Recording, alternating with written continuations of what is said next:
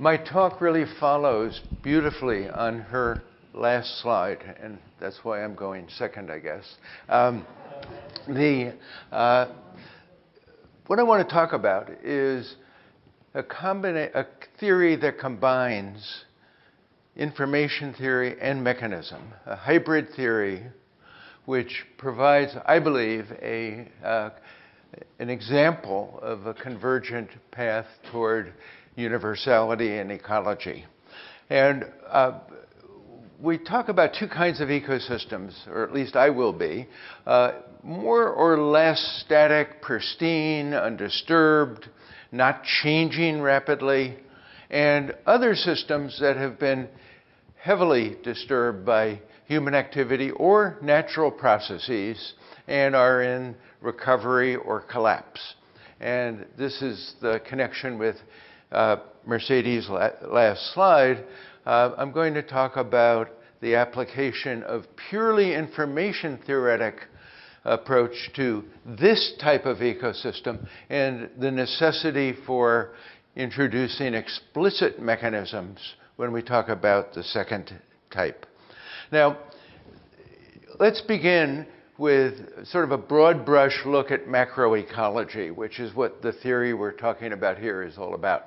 Macroecology is the study of patterns and processes that show up when we look at the distribution across space, the abundance, the energetics of species and individuals and higher order taxa in ecosystems. So we're looking at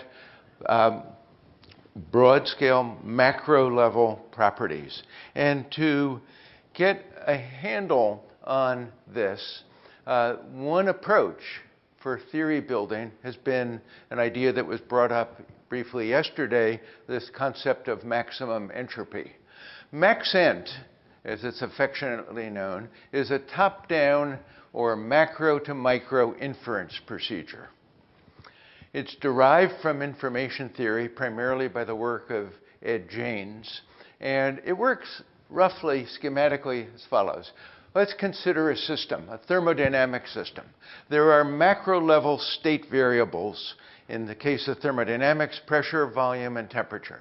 And what we're interested in is probability distributions that describe the molecules, distributions across the micro level of the system, and in particular, the Boltzmann distribution, for example, of kinetic energies. The Maxent method allows us to start with known values of the macro variables, which we call the constraints. And then we maximize the information theory entropy of the distribution of molecular kinetic energies subject to the constraints that are provided by the macro variables. And poof, out comes the Boltzmann distribution. That's not a big deal. But all of thermodynamics can be derived by this approach, as Ed Janes showed in a set of beautiful papers in the early 1980s.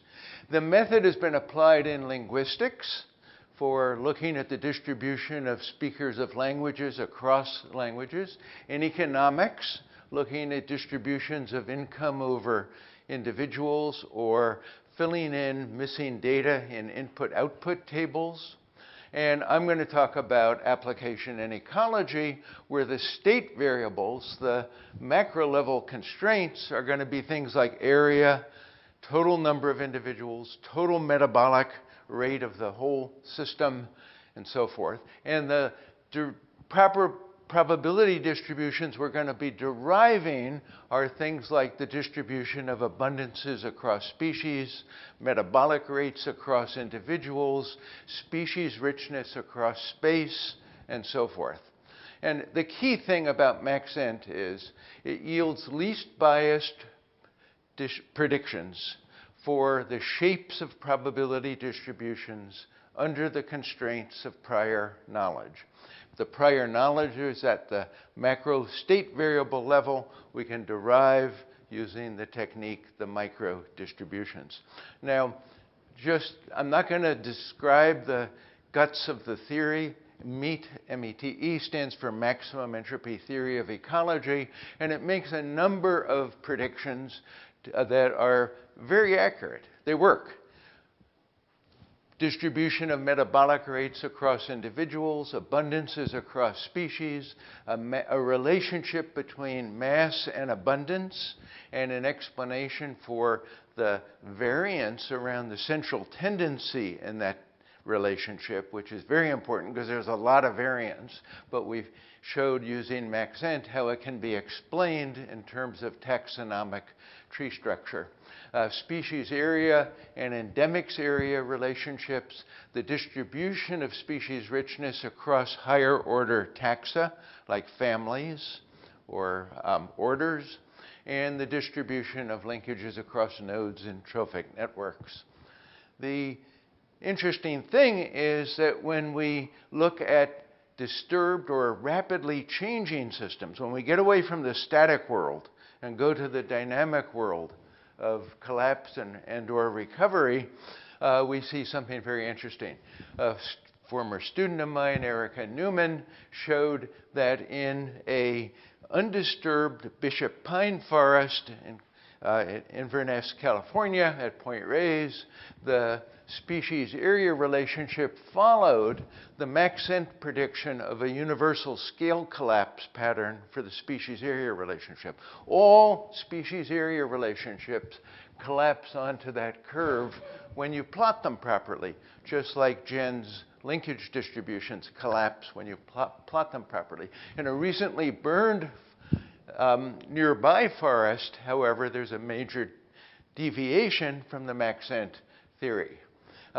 Andy Rominger, another student, worked across the whole array of Hawaiian islands of different ages and compared the Maxent prediction for the abundance distribution and found that in the youngest islands, like the Big Island, there was significant deviation from the Maxent result, and as the islands get older and older and approach an equilibrium, you see better and better agreement with Maxent.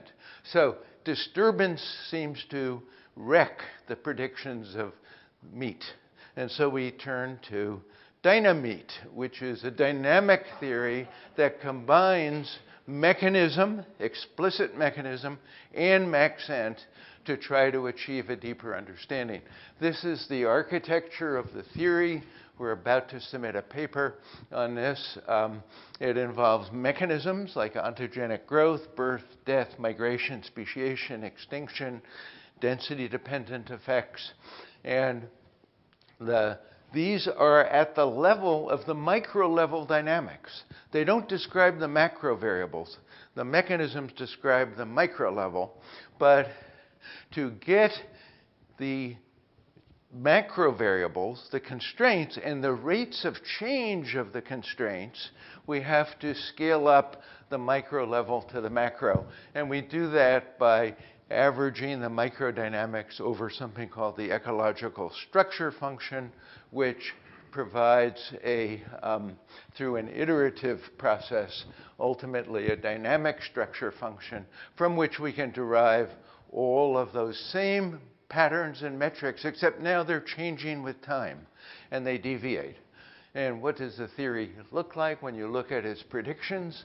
The static limit of dynamete yields all the original predictions in the static limit, but it predicts new scaling relationships, an interesting relationship between productivity, biomass, abundance, and species richness.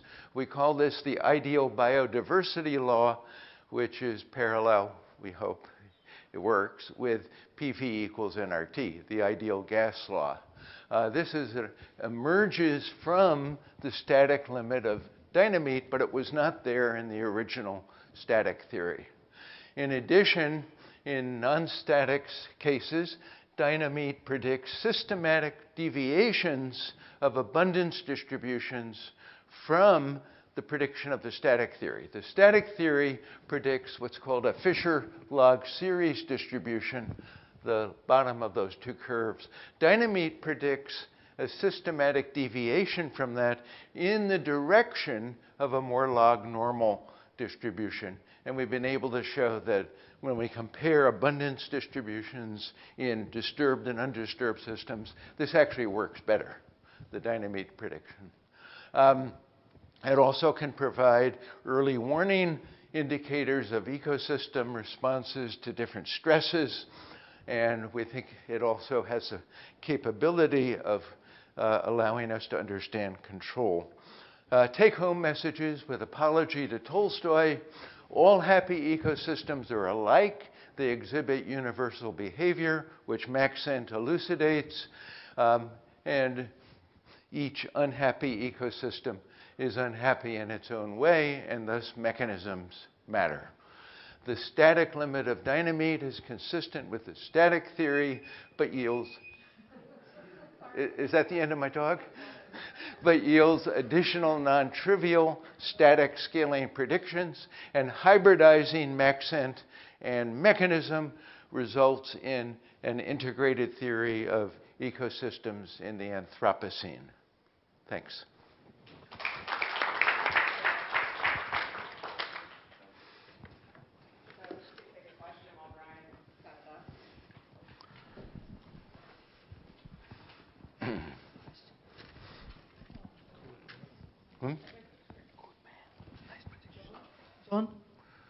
John, I have a question. Oh, sure. Can you say a little bit more about what level of detail you need on the microdynamics to look, for example, at your early warnings? Or so do you have to come up with a parameterized dynamical model at the micro level?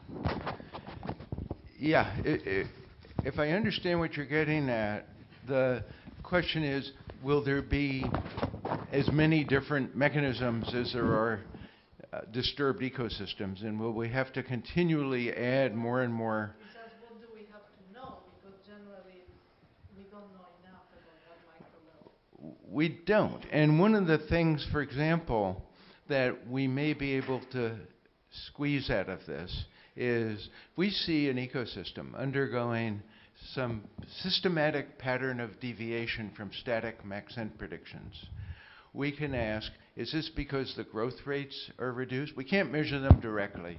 Is it because there is a loss of migration because of an isolation from a meta-community? And those are things that we've actually can do. And we've been able to show that the Barrow, Colorado Island 50-hectare plot is showing systematic pattern of response to its isolation from the meta-community because of the flooding of Gatun Lake, which cut it off from the larger forest when the Panama Canal was built.